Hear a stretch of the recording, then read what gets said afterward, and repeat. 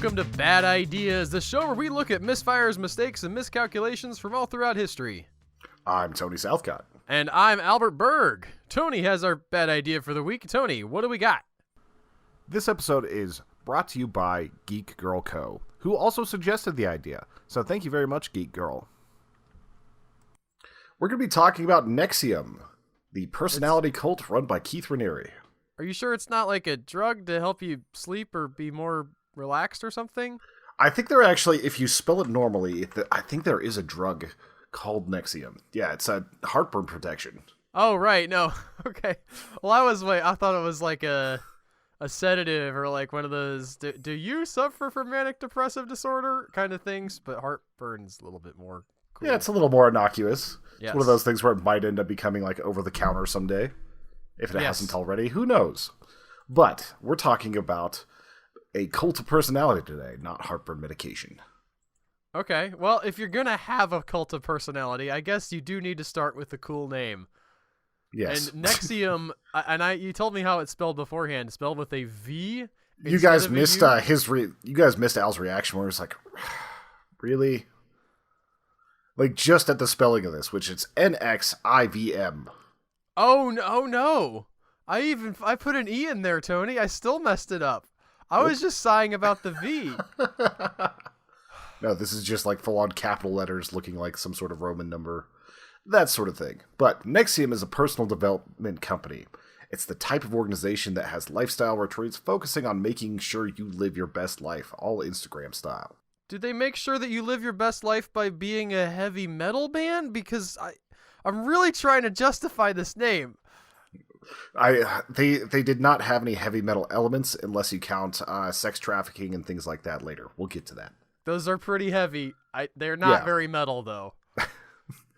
While living your best life, you also join in on their multi-level marketing pyramid scheme. Obviously. Scientology-level brainwashing, laser branding of the skin, forced labor, and sex trafficking.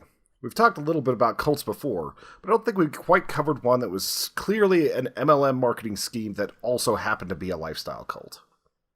Yeah, I mean, we talked about Jim Jones, and this sounds sketchier than that somehow. Out the gate. Although, out the gate, Jim Jones sounded amazing. It was the ending that was really a big problem. Yeah, it was a little bit weird about this one because it really doesn't have like a belief structure or anything like that. Like with Scientology, you've got like their whole mythos. They've got like everything built up behind it. With Jim Jones, you had his like perverted version of Christianity. Like this is just like a weird group that went kind of guru-y and decided to become a cult. And you say it's a group. Like I haven't heard the name of a person yet. You said cult of personality. Yes, and that person would be Keith Raniere. Okay. Mr. NXIVM himself. And we'll talk about him in a second. I want to get to the mission statement at the bottom of their webpage, which is still up at the moment, despite having all operations suspended at the moment. Their mission statement was to raise human awareness, foster an ethical humanitarian civilization, and celebrate what it means to be human. Right, yeah. And to understand more about this cult, we need to look back at Keith Raniere. I want to say about that mission statement. That mission statement is like the most bland nothing of a mission statement I could imagine. Yeah, it's as generic as humanly possible. Well, let's take a look at Keith Raniere. He originally started to get people's attention when he posted a 178-point IQ score and was invited into the Mega Society, an organization that is supposedly a step up from Mensa and is only available to people who test in the 1/1,000,000th level in intelligence, like 1 out of 1,000,000. Looking at this group now, you wonder why it was ever a big deal. Their site makes GeoCities look like Squarespace. They're busy being smart. They don't have time to design, like, good-looking things. Well, I also read like one of their newsletters, and it was kind of incomprehensible. It's like, what is even happening here? That's because you're not smart enough to understand, Tony. But it was about their dead cats. You can't talk about the Mega Society. I'm gonna get sidelined into this dude's potentially fake and definitely it doesn't matter that much IQ score. And the fact that there's something called the Mega Society. We got to stay focused on NXIVM. Maybe the Mega Society can be next week, Tony. Maybe. Anyway, there are a lot of really odd claims that he made as well, like that he was speaking in full sentences on his first birthday, that he was reading at 2, that he taught himself college-level math in 19 hours at the age of 12. He was also cited in the Guinness Book of World Records in 1982 as being one of the smartest humans alive, according to one particular IQ test. He claims so this is legit. He's not... He has a high IQ, or he knows how to take a test. He could have cheated on the test. Who knows? He's smart enough to at least understand how to cheat on the test. Yes. That's probably pretty difficult to cheat on, so... He also claims he is so intelligent that his intellectual capacity sets off radar detectors, and that's why he doesn't drive. Uh-huh. Mm-hmm. Yeah. Now, see, this is the part where I wonder if he really has an IQ of 170 plus. Yeah. Because I don't, Tony. I'm just going to open the Albert barn here and let everybody see in where I'm not dumb, okay? But I'm not a genius. We're probably like right in the middle of those standard deviations. Like if I had to guess, hopefully on the higher end of the first standard deviation, but we'll see. Either way, Raniere claimed to be a genius despite dropping out of high school. He got 3 degrees from Rensselaer Polytechnic Institute, where he majored in math, physics, and biology, while also minoring in psychology and philosophy. Did he become friends with Elizabeth Holmes? They could talk about how cool they were for dropping out of educational institutions because of how smart they were? Wrong coast, but I would see them getting along. It was around this time that the first allegations of sexual misconduct came about. The roots for the controversial sexual behavior of Keith radiates back to 1984, when he was accused by a woman of having sex with her underage sister. Keith was 24 and claimed that he was an enlightened being and that her younger sister was older than her physical age. He further made claims that said that the girl in question was a Buddhist goddess and they were meant to be together in sexual harmony. Right. I'm going to tell my wife that one if I ever have any troubles in that area. Please don't. I don't want that to tarnish the Bad Ideas podcast. I don't want to do an episode about you. I'm so smart that I can recognize that this woman is a Buddhist goddess and not some floozy from South Florida. In 1990, he started his first multi-layer marketing scheme called Consumer's Byline, which was a pay-for-discount bulk goods for groups to be resold. Think along the lines of Amway, which sells a ton of different household products in bulk for people to resell. After 20 states investigated this as a pyramid scheme, and which he actually drew pyramids during his discussions on this, trying to say it wasn't a pyramid scheme while directly telling people it was a pyramid scheme. It's an upside down funnel, Tony. Yes, it's just a funnel. It's not a pyramid scheme. Anti-gravity funnel where the water all flows to the top through synergy. But if you imagine enough money, all of a sudden you get money, according to him. But he was forced to pay a fine in New York and shut down operations. He was also told by the state that he could no longer start another pyramid scheme, so he started Innovative Network. They should just tell everybody that in the first place. Just sort of like send out a bulk mail. You're not allowed to start a pyramid scheme.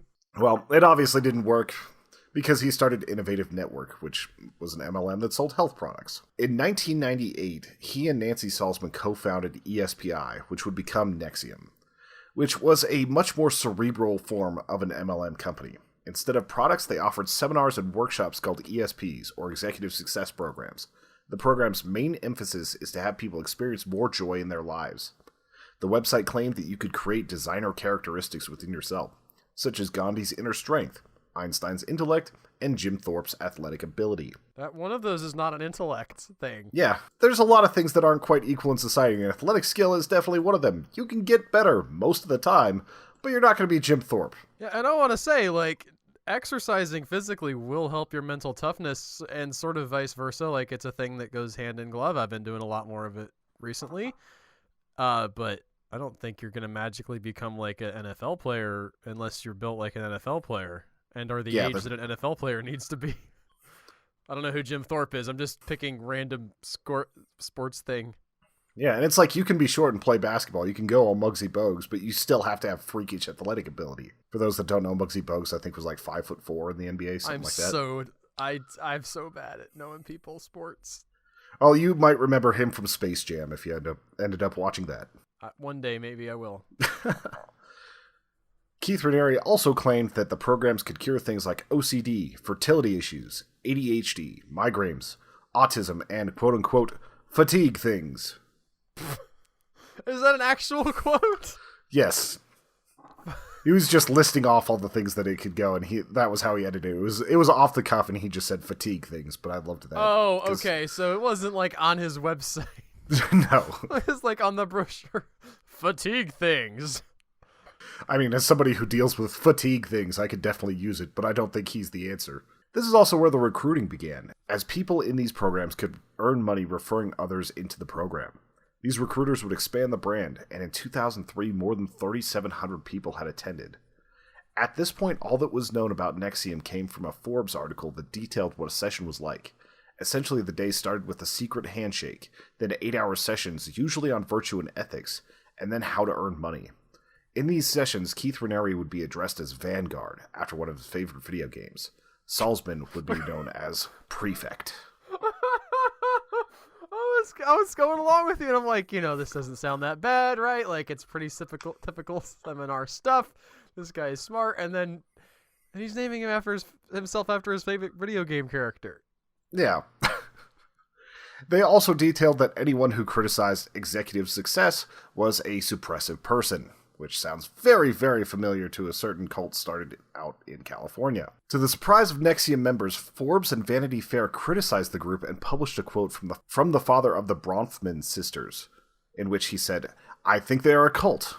After not being able to talk to his daughters for months, he decided that he was going to dig deeper and try to expose some of the things that NXIVM was doing. And I should say that Bronfman is the person who runs the Seagram's liquor company, and the Bronfman sisters are the heiresses to that. So they are worth a lot of money. Like, you'll see how much in a little bit, but it is very, very large amounts of money. And NXIVM kind of targeted them because they wanted access to that. I'm pretty sure it's because they're reincarnated Buddhist goddesses, Tony. I think you're just unenlightened and uninformed. The money has so little to do with it. I don't think he actually slept with the Bronfman sisters. I think that they were too homely for him. Okay, rude. If I'm remembering what was actually said in the podcast that were about this, which, by the way, the CBC did an excellent series that's, I think, 8 to 10 episodes directly from one of the people that escaped and the person that really exposed what was happening in NXIVM. So there's a lot of information there. We're giving you a top-down view of NXIVM. In that one, they're giving you kind of what it's like to be a singular person inside the organization. So that one is a really cool source if you're interested in knowing more about like the day-to-day functions of NXIVM. Go listen to this better podcast. It's more an investigative journalism thing. They don't cover as much as we do in some ways and much more in depth in other ways. But the people at NXIVM were actually floored that they didn't get a glowing article and praise for their practices. And instead, they actually started to face some public scrutiny. So they're all just going into this thinking, well, this is going to be great. Like, Forbes showed up. There's all this great stuff going on. We have these real good, programs that they're obviously going to love. And then because they're a cult, Forbes calls them out for being a cult. And they're like, yes. Wait, what? No, we're not. I think that they didn't see themselves as a cult. I think this is part of Raniere, especially at this point. I think it's part of his ego that he just thinks that, like, he's getting ready to change the world, and that, like, this is the way, like, that people are gonna, what he's gonna be remembered for, and he's going to bring about all this change because he's helping people with these programs and seminars. It's just odd that it's so much of a surprise to them. Like, there may be people today that are accused of being cultish that you could argue, like, well, no, they're helping people, or they're just some kind of a guru, or at the very worst, they're just, like, wrong about something. Those people wouldn't be so surprised by that accusation in today's climate that they would just be like, wait, what? No. So I guess maybe I'm readjusting to 1980s time when everybody didn't always call everybody else evil. Yeah, but this was also 2003, whenever that came out. Oh, okay. Last date I heard was like 83, so I thought we were still back there for some reason. 83 is whenever he got in trouble and was going to school and doing all that. In 90, he started his first MLM. In 98, he started his second. And also in 98, he started NXIVM. So there's a lot happening there. It's a pretty broad swath of time. Like many cults, they targeted celebrities to raise their profile. Most notably, and in the highest circles of the group, was Allison Mack, who had a long-running role on the show Smallville. Other celebrities that have taken the courses include Richard Branson, the daughter of Mexico's former president Vicente Fox, and a whole slew of mostly Canadian actresses. Less famous, Richard though, Branson, like the founder of Virgin Records and Airlines and Galactic Richard Branson? Yes. But the thing is, they kind of tout that for something it isn't. They basically bought his presence at his island and talked to him for a little bit and claimed that he was part of their courses. Okay. Well, I guess even if he just showed up at like some self-improvement seminar and took a class for a day, doesn't make him part of the cult. Yeah, but they touted his name along as being like, oh, these are the types of people we get. And probably more important than any of these as far as giving credibility, the Dalai Lama actually did give a speech at the NXIVM headquarters, despite balking a few times. Like, there were a few times where he didn't want to be associated with this group. But eventually, after talking with some of the people, he came around and eventually would write the foreword to one of Keith Raniere's books. That's a pretty good get. That is a pretty good get. That one's less suspicious than Richard Branson came to one of our seminars that we actually held on his island. NXIVM would also create its own career path for people in the program. If they didn't want to choose very expensive one-off seminars, they could choose to attend the NXIVM University. This gave them the opportunity to spend $5,000 per month to graduate in 2 years and become a full-fledged member of NXIVM. Members were offered different levels based on how much they donated, how many recruits they gained, and other services given inside the organization. These levels were notated by colored sashes and pins. What did they actually do? Like I said, it's basically just like mindfulness retreats and like it's just hippie crap. Like there's not a lot of substance to this. Mindfulness is probably good. It's good, but are you going to pay $5,000 for a 5-day seminar on mindfulness? No. Maybe read a book from the library and, watch some YouTube. Yeah, and that's what, like, they were basically targeting people who were deeply dissatisfied with their lives and were trying to bring happiness back to the things that they were doing. So that was the type of people they were going for, like housewives and all these other people that had disposable income that could use retreats like that. All of the course materials and classes were highly secretive. You had to sign major NDAs if you wanted to be part of their so-called university. If you quit, you had to give back all the materials and never speak of what you learned. They even tried to patent some of these different methods that they used, which we're going to get into, like you were asking what some of them were about. And the main thing there is a thing called rational inquiry, which sounds a lot like Scientology's audits and their use of e-meters. They don't have a machine for it, but essentially rational inquiry was a way of changing your thinking to make your perception of reality more consistent. Raniere said that traditional therapy modifies and changes the emotional response that the student has to a stimulus. The rational inquiry method modifies the meaning of the stimulus itself and the student before an emotional response occurs. So basically, it's trying to change the way you react to things that have happened in your life that can cause like different triggers, sadness, all that. It's making you, like I said, more mindful and just basically making it so that you're not going to fall into like a self-depressive spiral.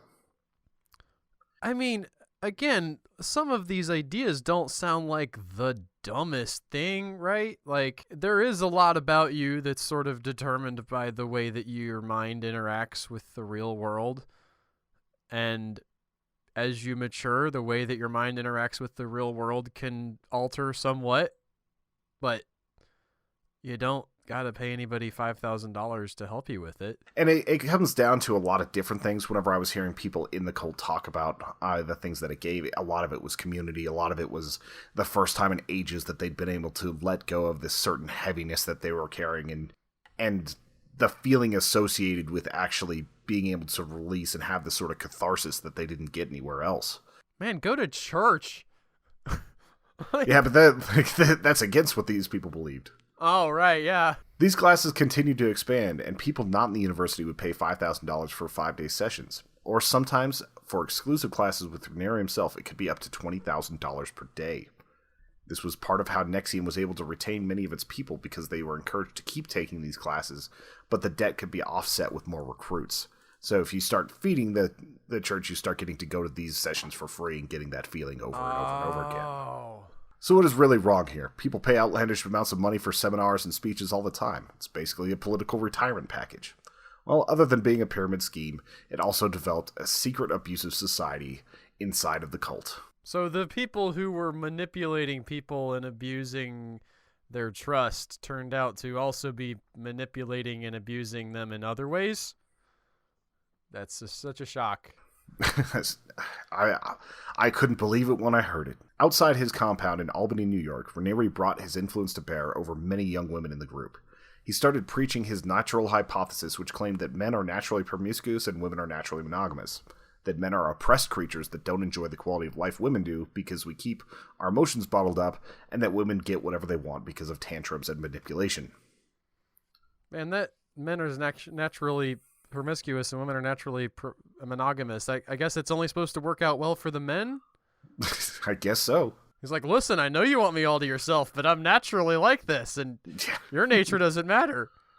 Like, even if you accept that premise, it's still a dumb way to live your life. I think it's a dumb way to live your life. This is a value statement from Albert. Monogamy developed for good reason. Maybe. These personal ideals started to influence women deep at the university level and the admin level, and they started a new group called DOS. DOS stands for Dominus Obsequious Sororium, which loosely means dominant over submissive. This was a smaller pyramid hierarchy than the standard group, in which the people above were masters and anyone below was a slave. So you could have a master that had many slaves, but at the very, very top, and the only male member of this entire group was Raniere, and everyone below him was considered a slave. You could recruit slaves under you to move up the pyramid. Part of the recruitment process was gathering collateral on the members that could be released if they tried to reveal information about the group. Naked pictures, coerced videos where the person leaving gave testimony that their spouse beat them, deep secrets, essentially anything that could be used to discredit somebody in the group. They were told that DOS was a women's mentorship program that would aid them in moving up the chain at NXIVM, as well as improve their lives through this sorority. They were also told if they were hesitating, it was because of their inherent female weakness and they needed to embrace their ability to change. Whoever recruited the slave was able to ask most anything of the person. It could be small errands or much more. Most of the time, punishments were small acts of denial, such as fasting for days at a time or no longer taking warm showers. But in true cult fashion, they had to step it up. They started to force studying on these slaves and gave sleep deprivation where sometimes they wouldn't be allowed to sleep for 48 hours and they had to read over 100 articles on NXIVM. They had to have readiness drills where they could be locked in cages for not responding to texts quick enough, anytime, day or night. Then the masters would direct many of their slaves to have sex with Keith Raniere, as well as constantly send nude photographs anytime he asked. He also argued in this group that the age of consent should be determined by the parents, not the woman. Gross. Yeah. And also, gross. As a question, how many people are we talking about in this? I don't know what to call it. DOS? Yes. No, I know, well, I didn't remember the name, but I'm just saying, like, generally, I was going to say organization, but it's more like basically a harem. Grinder. Or a harem? Yes. Like, I think this is as close to, like, a defined harem as you could get. Like, most of the women were asked to be exclusive. Some of them were married, but still were able to. One of the more disturbing things I heard about in this is that there was a woman who was in the group for a while, but she was a Mexican citizen, and they threatened her with deportation if she stopped sleeping with Keith Raniere because she wanted to marry somebody that she had met. So they basically kept her under house arrest for almost 2 years because she didn't want to sleep with Keith Raniere anymore. Again, gross. The next thing was the last straw for Sarah Edmondson, who would eventually go to the New York Times with her story. She's the one that is the focus of that CBC podcast called Uncover, Escaping NXIVM, and she was an actress just like Allison Mack, who ended up getting pulled into this by Lauren Salzman, who is the daughter of the co-founder Nancy Salzman. Are most of these people who started out in the let's feel better and be more joyful kind of seminars and then end up stuck in that web and get sucked up into the other part of it? Yeah, it's always kind of that funnel effect. You get pulled in like just a little bit, and the deeper you go, the more you get pulled towards DOS and some of the other hardcore aspects of this. The thing that was the last straw, as I was saying, was one night her and the other slaves were taken to a house, forced to strip naked and lay on the floor as Daniel Roberts, an osteopathic physician, used a cauterizing pen to carve into the members of DOS. They were told they were going to get a tattoo, a sort of spiritual symbol to unite the masters and slaves. Each mark took about 30 minutes of burning to complete, and the smell of burnt flesh was overpowering through the house. Edmund said that it was actually more painful than childbirth because of how long it took and how the burn felt. This one's a downer, Tony. Just a little bit. After many months of not knowing what the burn was, it turns out that this was a rather sick idea from actress Allison Mack, who thought tattoos didn't mean enough. When you look at the design, it's a strange amalgam of Allison and Keith Raniere's initials. So was she sort of at the top of this pyramid underneath of him? She was basically involved with him for a very long time, and I would say it was one of the top 4 people in the organization at this point. And to be clear, this is relatively recently in the news. She just got arrested like last week?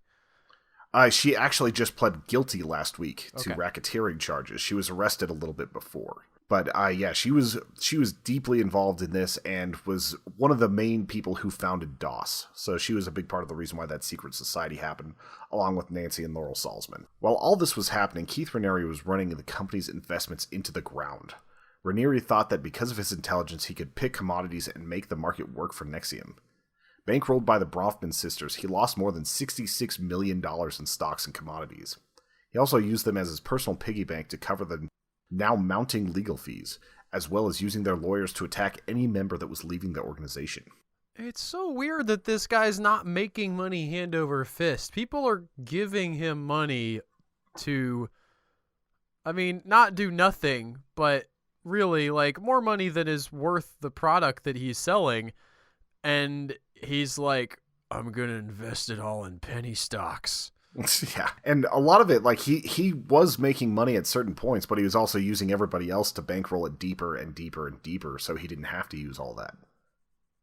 Like, he bought property, planes, he did all sorts of other things where he required legal fees. Anybody who left the cult was basically facing down an army of lawyers if they decided to say anything.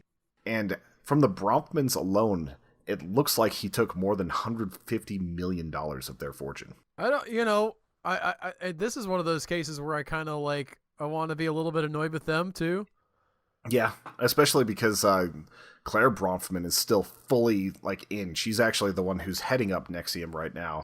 Has set up a trust for all the legal defenses for everybody that's being prosecuted right now, and is basically still claiming that Keith Raniere is fully he was fully honest and none of this stuff was his fault. Okay, well, I don't see them as victims, Tony. Yeah, They're the sister's a little bit more of a him. victim. Yeah, the other sister is a bit more of a victim. Whenever she got started in this, they actually kind of extorted her into joining the cult. They forced her to sent her a bunch of letters saying that a lot of potentially damning information would be revealed, and basically threatened her with a lot of different things if she didn't join. So this is mostly Claire Bronfman that's kind of being the jerk here. Okay. Thank you for that clarification. It wasn't until these revelations in 2017 that the cult started to collapse. Keith Raniere went to ground, heading to a NXIVM branch in Mexico. In March 2018, he was arrested and brought back to the U.S. under charges of sex trafficking, conspiracy to commit forced labor, and a lot of other charges. Raids of other prominent members of NXIVM began to happen, and racketeering charges were brought up against people like Allison Mack and the Bronfmans. Each charge against them carries a 15-year sentence, minimum. As of a few weeks ago, Claire Bronfman is out on bail as she signed a $100 million bail bond, which That's is insane. higher than I've ever heard bail ever it's being probably said. it's probably good, but it's insane. Yeah, that's an insane amount. Allison Mack is out as well, but she had to pay $5 million in bail, which is still very high, but that's literally 5% of what Bronfman had to pay. The Salzmans have also been arrested and are facing charges too, some of which include identity theft. I'm trying to remember what the term is. It's not kidnapping for keeping that person locked up. They're facing all sorts of different charges, and basically it's just piling up. As of this week, Nancy Salzman, the co-founder, and Allison Mack have both pleaded guilty to the racketeering charges. Raniere and Mack are going to trial on April 29, 2019, so very soon we will know how this all shakes out. Raniere was also charged with child pornography counts on top of everything else. He's currently pleading not guilty to all the charges, which are racketeering, conspiracy, forced labor conspiracy, wire fraud conspiracy, sex trafficking, attempted sex trafficking, conspiracy to commit identity theft, and a few more. Some of this is even using a dead person to commit tax evasion. Good, I guess. I'm glad that these people are actually being brought to charges and everything. It feels like should have saved this entire thing for a month, but who knows how long this trial is going to last. I don't know. I was reading about this, and it's kind of like Fire Festival, where we should probably do an update episode whenever everything happens. But this cult is just something else. It's so weird to me that a lifestyle organization could turn into something so sinister and deep.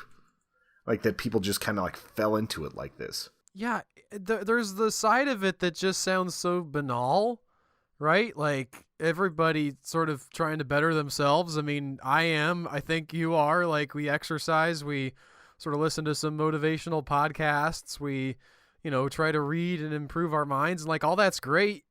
We're trying to improve our character as well as our bodies and so on through just various ways of study and trying to be mindful of ourselves. It's something where, like, you hope that you do that for your entire life just so you could be a decent person by the time it's over. Right. So the idea of an organization that's going around to promote that, of somebody who's good at speaking about that stuff, like, I don't have a problem with people writing self-help books or being motivational speakers, and even I don't have a problem with people making money at that if they're actually offering a real service. But then, like, somehow that turns into this just snarl of complete nastiness and evil. There doesn't seem to be anything really redeeming about anything inside this. It's like, you've heard about, like, pastors of mega churches doing awful things. You hear about, like, a lot of these different like high-end cult leaders and stuff, or like even like Deepak Chopra and all these other people that are doing seminars, but it's all harmless. Like, it's all like, not as harmful as this. Let's not say all of that is harmless, because that would probably dismiss some people who have been harmed.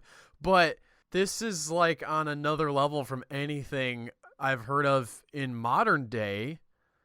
The only thing that might compare is Scientology, and we don't know enough about that.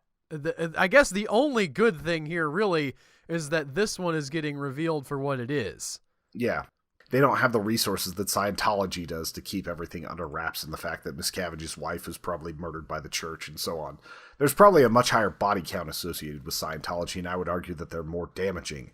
This one is very damaging, but it's not quite that. And someday we might do an episode on Scientology. Maybe not, because I don't think we want to pay for insurance on that in case we get sued. We'll see what happens someday. I think more to the point, the story is not finished with Scientology. No, like, we're kind of at a standstill. It would have been over if they had picked the wrong person to take over the Scientology church whenever L. Ron Hubbard died. But whenever they picked Miscavige, they picked somebody that was as kind of ambitious, fairly intelligent person, a very crafty person. And, like, it persists, even though their numbers are a little bit down. They've already rooted themselves so deeply in Hollywood and with their assets that they're not going anywhere for quite a while. Yeah. So for those of you who would, I think we've actually gotten this suggestion in emails and comments and stuff. Why don't you do one on Scientology? I don't personally, anyway, like to do things that are ongoing, as far as, like, that are ongoing and have not yet been resolved, so that we can. And I jumped the gun a little more than Al does. But if we have an episode in the future and Scientology hasn't been sued into the ground, it'll probably be Tony doing it. I like to have a little more perspective. Yeah, well, if we do a Scientology one, it's probably going to be one very specific aspect of Scientology or a story within it. Talk about L. Ron Hubbard.